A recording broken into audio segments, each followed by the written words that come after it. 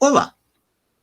Frequentemente se procura afirmar que Marx teve como desdobramento do seu pensamento a instauração da União Soviética.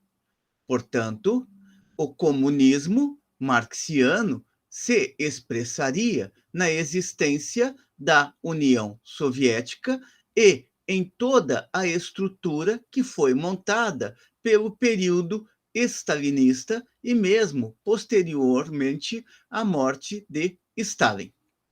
Com isto, se busca indicar que, necessariamente, a teoria marxiana conduz à instauração de regimes fechados, considerados ou chamados de regimes totalitários, chamados por regimes totalitários.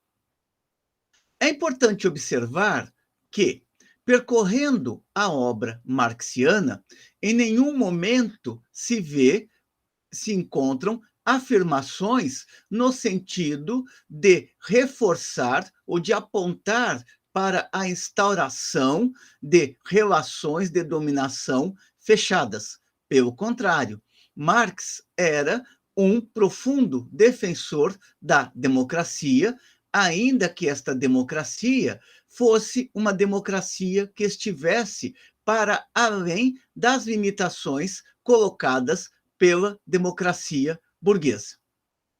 É importante observar também que, ao se fazer isso, se procura desestimular a leitura do próprio Marx ou, então, o interesse pela teoria socialista. É no sentido contrário que caminhará Erich Fromm, que será analisado hoje em um de seus textos.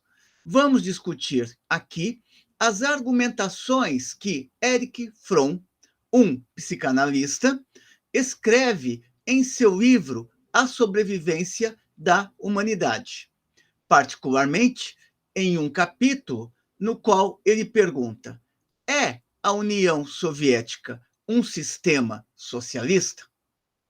Para os mais jovens, é bom lembrar que a União Soviética era a união de vários territórios que foram se constituindo com o fim da Segunda Guerra Mundial.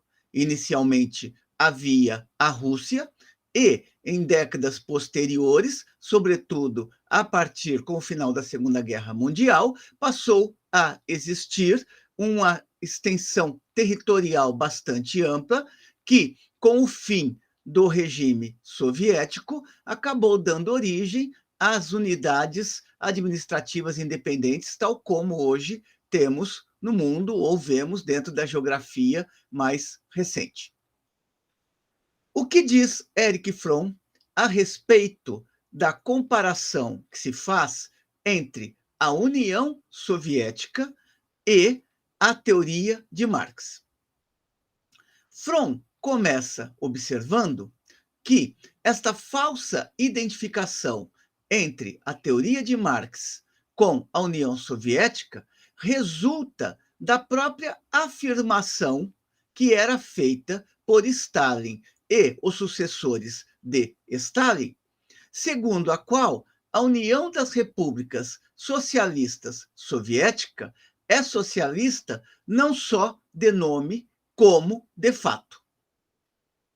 Neste sentido, diz Fromm, a ideologia soviética pretende que a União Soviética se está aproximando rapidamente da realização do comunismo. Fromm é contrário a esta leitura. Ele observa que a questão do caráter socialista da União Soviética só pode ser resolvida por uma comparação entre a ideia que Marx fazia do socialismo e a realidade do sistema soviético. Os líderes soviéticos, para chamar seu sistema de socialismo, baseiam esta pretensão em sua definição do socialismo marxista, que é reduzido a dois fatores. O primeiro deles é a socialização dos meios de produção. E o segundo fator que se resgata da teoria marxiana é a planificação da produção.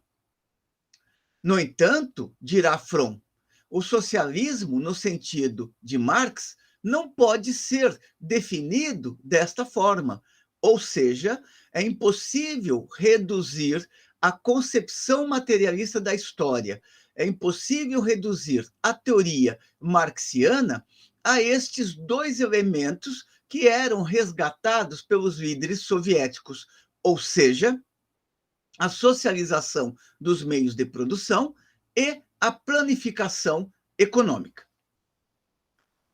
Fromm continua observando que um dos mais difundidos e errôneos clichês que se extrai do materialismo de Marx é o de que a principal motivação do homem seria o desejo de ganho material em oposição aos valores espirituais, morais ou religiosos. Fromm observa que esta é uma interpretação não apenas errônea, como também reducionista do pensamento marxiano. Por quê? Porque o fato é que a teoria de Marx é o oposto desse materialismo do qual acusam o pensamento marxiano. A principal crítica que Marx faz ao capitalismo, diz Fromm, é o de ser ele um sistema que premia as motivações egoístas e materialistas. Seu conceito de socialismo era o de uma sociedade que valoriza os homens. Neste sentido, o materialismo histórico de Marx fala de fator econômico como uma condição necessária que leva a certa forma de vida e, com isso, consolida o caráter do homem. Lembrando que, para Marx, o econômico está no campo do modo como os homens produzem e reproduzem cotidianamente as relações de produção. Para Fromm, a descoberta de Marx foi que a realidade da vida, tal como determinada pelos sistemas econômicos, determina também o sentimento e o pensamento das pessoas em causa.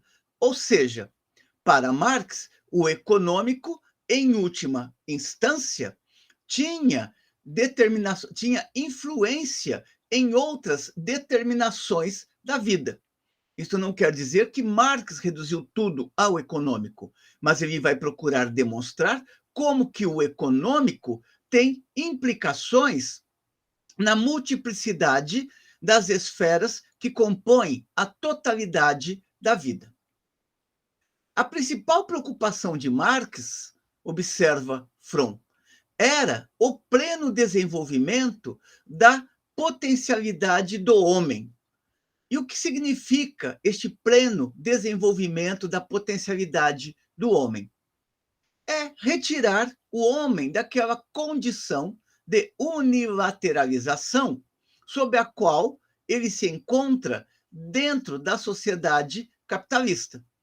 Na sociedade capitalista, os indivíduos eles são convertidos basicamente em força de trabalho, em trabalhadores que despendem a sua jornada da manhã até a noite, subordinados ao interesse do capital.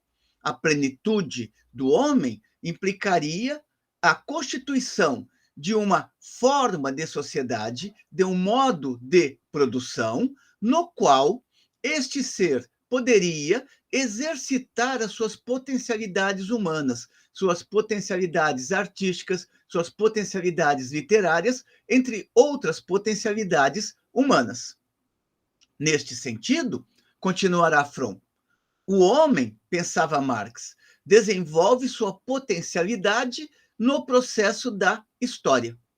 Ele deve ser aquilo que pode ser e que, não obstante, ainda não é, tolhido que está pelas limitações da sociedade burguesa. Na moderna sociedade industrial, o homem, segundo Marx, atingiu o auge da alienação, ou seja, o auge da despossessão de si mesmo. No ato da produção, as relações do trabalhador com a sua atividade são experimentadas como algo que não lhe pertence. Ou seja, o indivíduo, sob controle do capital, vê a sua existência esvaziada de sentido. Enquanto o homem se torna, assim, alienado, portanto, despossuído, enquanto o homem se torna, assim, alienado de si mesmo, o produto do trabalho passa a ser um objeto estranho que o domina. Estranho no sentido de que aquilo que o trabalhador produz não faz sentido para ele. Aquela atividade que ele desenvolve sob o controle do capital não faz sentido para ele. E, pior ainda que aquilo não faça sentido para a sua existência, na medida em que ele não possui outras alternativas de vida, ele se vê confinado à necessidade de, dia após dia, submeter-se àquelas condições de existência, àquelas condições de produção, àquelas atividades que esvaziam o seu ser. Fromm observa que, para Marx, o trabalhador existe para a produção e não o processo de produção para o trabalhador. Ou seja, a leitura que Marx está fazendo é que na sociedade capitalista, o trabalhador ele tem sentido apenas para o processo produtivo, quando, na realidade, para Marx, é o processo produtivo que deveria estar subordinado às necessidades do trabalhador. Consequentemente, a leitura que Marx vai apresentar a respeito da relação envolvendo o trabalhador e a produção, o trabalhador na sua vida cotidiana, produzindo e reproduzindo um determinado modo de produção, é de que este trabalhador está subordinado, está dominado por um poder objetivo que se impõe a ele e escapa ao seu controle, de tal modo a esvaziar o sentido da sua existência.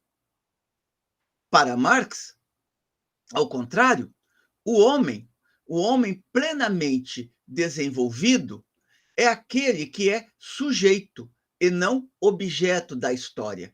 É aquele que transforma a história e não que se encontra em uma situação na qual se vê como vítima ou como prisioneiro das próprias relações sociais que foram produzidas historicamente. A finalidade do homem no conceito de Marx, observa Fromm, é independência e liberdade. E por que Fromm está colocando estes elementos do pensamento marxiano?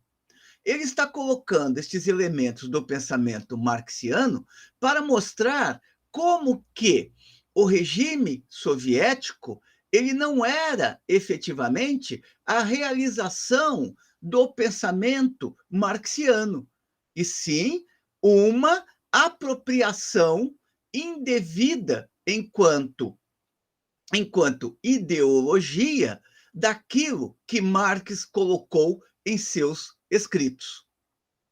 Observa Fromm, continuando com Marx, que, como diz Marx, o homem só é independente se domina seu ser múltiplo de forma total. Todas as suas relações humanas com o mundo, ver, ouvir, cheirar, provar, tocar, pensar, observar, sentir, desejar, agir, amar. Em suma, todos os órgãos da sua individualidade são e devem ser a posse da realidade humana. No entanto, para Marx, sob o domínio da propriedade privada, a tendência foi a conversão da maior parte da humanidade em seres estúpidos e parciais, que um objeto, de tal modo que um objeto só é nosso quando o temos, quando existe para nós como capital, ou quando é diretamente comido, bebido, usado, habitado, etc. Em suma, utilizado de alguma forma. Assim, todos os sentidos físicos e intelectuais foram substituídos pela simples alienação de todos os sentidos, ou seja, a despossessão de todos os sentidos. E qual é o único sentido que passa praticamente a existir? É o sentido de ter. O ser humano foi reduzido a esta pobreza absoluta para fazer nascer toda a sua riqueza interior. Aqui, Fromm está destacando esta passagem, mas que merece ser explicada. Como na sociedade capitalista pode ser delineada a condição que torne possível nascer toda a sua riqueza interior? Isto se deve ao fato de que, para Marx, o processo de desenvolvimento do capitalismo é marcado por uma processualidade, na qual o desenvolvimento das forças produtivas cria as condições necessárias para a realização da sociedade comunista, uma vez que é impossível para Marx existir um modo de produção comunista na miséria. Então, quando Marx afirma que a pobreza absoluta para nascer foi necessária pobreza absoluta para fazer nascer toda a sua riqueza interior, significa que o desenvolvimento do capitalismo foi, historicamente, um momento necessário no interior da história da humanidade. A ideia de Marx, portanto, diz Fromm, é a da plena autorrealização do homem, e isto implica a autorrealização em todos os planos da vida. Implica o restabelecimento das relações sociais em bases verdadeiramente humanas, em bases verdadeiramente comunais. Ao se relacionar, ao falar do consumo, Marx não se preocupava com a produção e o consumo máximos, embora desejasse possibilitar a todos a obtenção de um nível econômico que é a base de uma vida humanamente dignificada. É aquela velha ideia de Marx, na qual ele afirma na crítica ao programa de Gotha, de cada um segundo suas possibilidades, a cada um segundo as suas necessidades. Deste modo, para Marx, era necessário lutar contra tudo que se opusesse à igualdade real entre os homens. Na sociedade capitalista, o acesso a partilhar da riqueza social, ele está diretamente ligado às formas de estratificação da vida social. Aqueles que detêm maior riqueza têm mais possibilidade de se apossar das conquistas humano-genéricas, ao passo que aqueles que estão na condição de despossessão quase absoluta estão também quase que absolutamente desprovidos do acesso aos bens culturais, à riqueza material, espiritual produzida pela humanidade. Fromm observa que, diante de tudo que podemos resgatar do pensamento marxiano e da perspectiva que Marx tinha a respeito do que deve ser o homem e da necessidade de superação do trabalho alienado, do trabalho despossuído, não seria difícil considerar que o próprio Marx teria rejeitado a União Soviética ou mesmo a China como sendo um Estado socialista ou um Estado que expressasse o conteúdo das suas ideias. Não é de Marx, por exemplo, a crença na negação da personalidade, ou seja, da negação do indivíduo, assim como não é de Marx o culto à personalidade. Não é de Marx a crença na negação da personalidade. E no socialismo, como um nivelamento de todos os homens, ou seja, a redução de todos os homens a uma espécie de modelo, a uma espécie de indivíduos que só têm a mesma vontade, os mesmos desejos e que estão objetivamente, ou que estariam objetivamente igualados por terem a possibilidade de comer, beber e dormir. Não vem de Marx isto. Marx ele não está dizendo que todos os homens vão comer, por exemplo, a mesma quantidade de alimentos, sobretudo porque o organismo humano é distinto, que significa que uns terão maior necessidade de alimento do que outros que comem naturalmente menos. Uns terão maior necessidade de sono do que outros que tendem a dormir menos em razão da sua própria estrutura física. Consequentemente, Marx não está falando de uniformização dos indivíduos. E este ponto está sendo acentuado aqui por Fromm. Não é de Marx a crença na negação da personalidade e no socialismo como nivelamento de todos os homens. Se existem erros em Marx, diz Fromm, estes são de ordem distinta e não tem nada a ver com a subestimação da individualidade.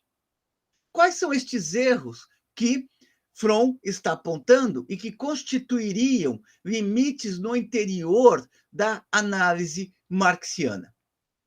Fromm observará que, no seu entender, Marx subestimou a complexidade e força das paixões irracionais do homem e sua disposição de aceitar sistemas que possam aliviá-lo da responsabilidade e do peso da liberdade. Subestimou a elasticidade do capitalismo e as muitas formas novas que este sistema poderia adotar, e as muitas formas novas que as muitas formas novas que poderiam vir com o desenvolvimento histórico. Marx acertou em ver as contradições do capitalismo, mas ele não conseguiu visualizar as potencialidades de readequação do capitalismo. É importante observar que não é apenas Fromm que coloca este limite. Mesmo quando pegamos Lukács, ele atenta para o fato de que Marx conseguiu pensar o capitalismo da sua época. Temos que resgatar a dialética marxiana para avançarmos em relação a vários pontos que ficaram pendentes nas análises de Marx.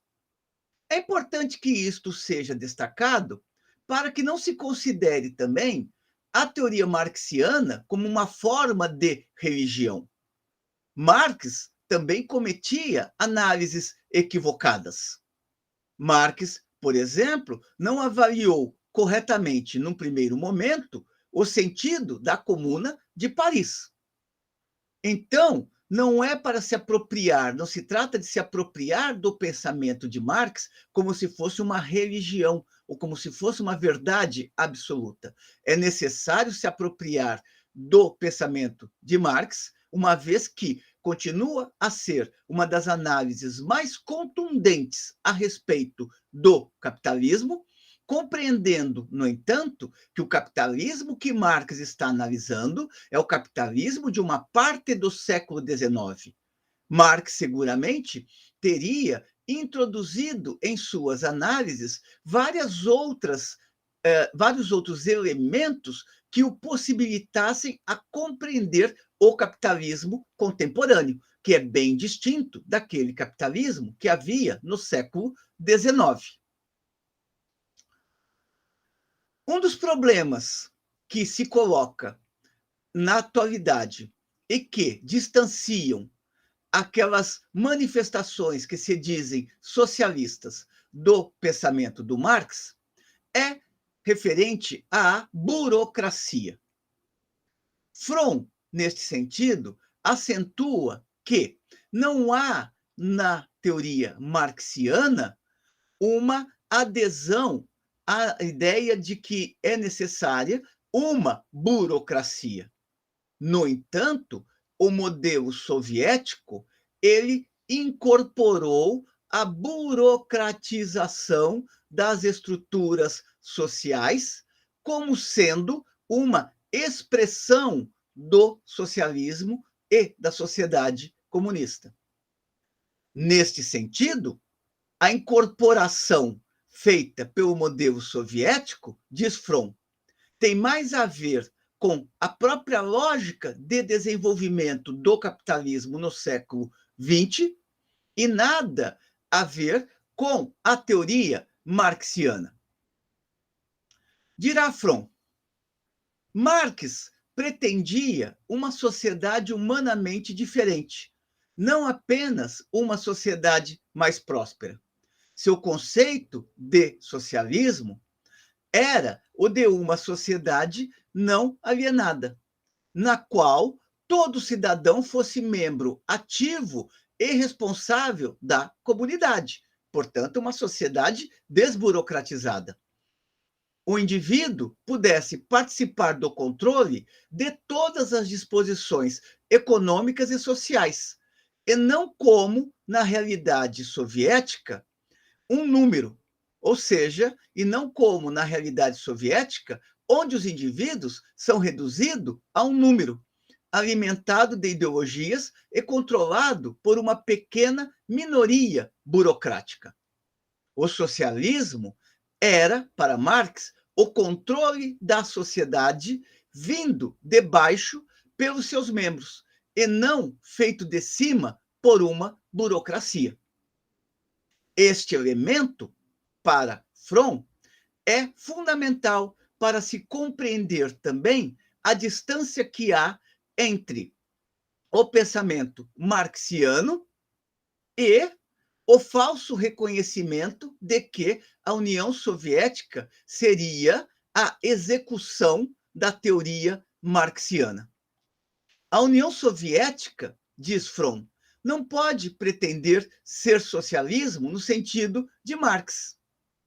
E para reforçar esta ideia, Fromm lembra que até mesmo Schumpeter, que não é um economista marxista, reconheceu o quão distante a União Soviética estava dos ideais ou dos elementos constitutivos da teoria marxiana.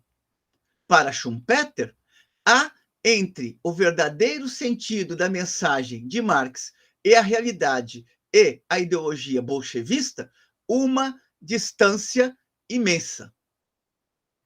Embora o sistema soviético tenha copiado o sistema da nacionalização dos meios de produção e da planificação total do socialismo da teoria marxiana, este sistema soviético, ele partilha muito mais elementos de proximidade com as teorias desenvolvidas no interior do capitalismo contemporâneo. É lógico que Marx colocou a necessidade de restabelecimento das forças produtivas, ou seja, do controle das forças produtivas pelos homens. É lógico que na teoria marxiana encontramos a formulação de uma planificação da vida social capaz de atender a todas as necessidades humanas. No entanto, não é da teoria marxiana que vai se alimentar ou que se alimentava o regime soviético, e sim dos elementos fornecidos pelas teorias de planificação e de racionalização herdadas ou legadas pelo pensamento capitalista do século XX. Neste sentido, Fromm aponta alguns elementos constitutivos desta estrutura capitalista no século XX. Dirá ele, o desenvolvimento do capitalismo do século XX levou a uma crescente centralização da produção industrial. As grandes empresas tornam-se cada vez mais o centro da produção, dirigidas por imensas burocracias hierarquicamente estruturadas que as administram segundo o princípio dos lucros máximos, com relativa independência dos milhões de acionistas que são seus proprietários legais. Portanto, a estrutura que se desenvolveu na sociedade capitalista no transcurso do século XX é uma estrutura essencialmente burocratizada, tanto no âmbito das empresas quanto no âmbito do Estado. Daí, continua Fromm, o modo de produção do capitalismo contemporâneo é o das grandes concentrações de operários e funcionários, sob ordens de uma burocracia administrativa, de uma enorme máquina de produção. O trabalhador individual no capitalismo contemporâneo, ou o funcionário, torna-se uma engrenagem nessa máquina. Suas funções e atividades são determinadas pela estrutura total da organização.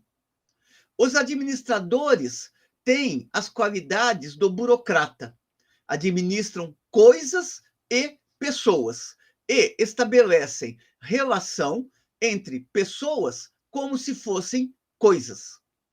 As grandes empresas que controlam o destino econômico e até mesmo o destino político das nações constituem o oposto do processo democrático. Representam o poder não sujeito ao controle daqueles a quem dominam. Continua ainda Fromm. Além da burocracia industrial, há a burocracia governamental, de tal modo que, no transcorrer do século XX, os sindicatos também se tornaram grandes máquinas burocráticas nas quais o membro individual muito pouco tem a dizer. Daí que, com a administração burocrática da pessoa, o processo democrático transforma-se num ritual. O indivíduo foi praticamente aniquilado pelas grandes estruturas corporativas e pelas grandes estruturas burocráticas que se desenvolveram. Constituiu-se uma forma de sociedade na qual o capitalismo reforçou os seus mecanismos de manipulação. Por sua vez, a União Soviética, ela incorporou esta lógica burocrática e incorporou no sentido de estabelecer separações entre a grande massa e a burocracia administrativa.